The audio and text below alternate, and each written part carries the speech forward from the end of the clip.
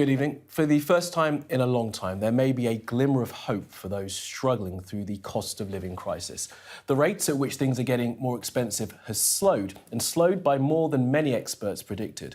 Official figures show inflation now stands at 7.9%. That's down from 8.7% for the previous month. Well, that figure, while moving in the right direction, is still far higher than the 2% target that the Bank of England sets itself. And for homeowners, it offers the chance interest rates may not keep on rising so sharply. Our economics and data editor, Ed Conway, has our top story. For a clue about one strand in Britain's inflation story, come into the kitchen of Gusto Italian, a restaurant in Liverpool. Hi, my name is Anil Nagar. I am from Delhi, India. Hi, my name is Anjani Tiwari. I am from Kolkata, India. This Italian restaurant has had to hire in chefs from Asia because it's become so hard to find local staff. That labour shortage is one other factor alongside energy costs and everything else pushing up prices recently. We've spent almost £200,000 in the last 12 months in placing these chefs with us, and we'll go again next year. So our next financial year, we're already budgeting to recruit more chefs to plug the labour gaps that we have in our business because the talent pool has shrunk so significantly. You see, the reason inflation has been so high recently isn't just food prices, it's other dynamics too, from Brexit to post-COVID changes in the workforce. But the good news is those inflation pressures finally seem to be easing. For families up and down the country, prices are still rising much too fast. There's a long way to go. If we look at inflation at 3% in the US, 5.5% in the Eurozone, you can see that if we stick to the plan, we can bring down inflation.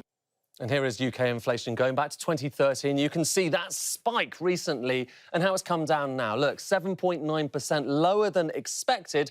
But when you break this down, this shopping basket of goods and services, here's what you find. Look, car insurance still going up an awful lot. Gas prices up, dairy and eggs as well, sugar and sweets, vegetables, meat, all going up very quickly indeed. But look, fuel prices down very sharply. But there are economic consequences to all of this. Just have a look at what traders were expecting for Bank of England interest rates in the coming months.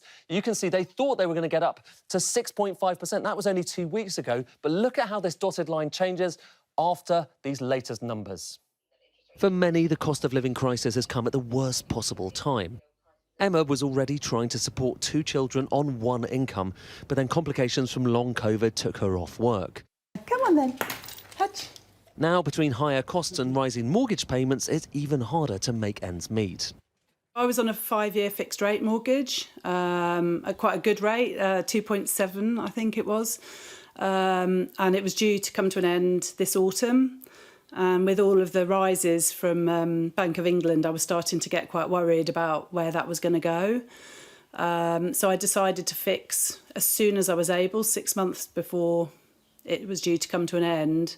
So my rate will be going up to 4.2%. So it's about £70 more a month, which doesn't sound a lot as a total sum, but on top of all of the other cost of living rises is actually a lot of money for me.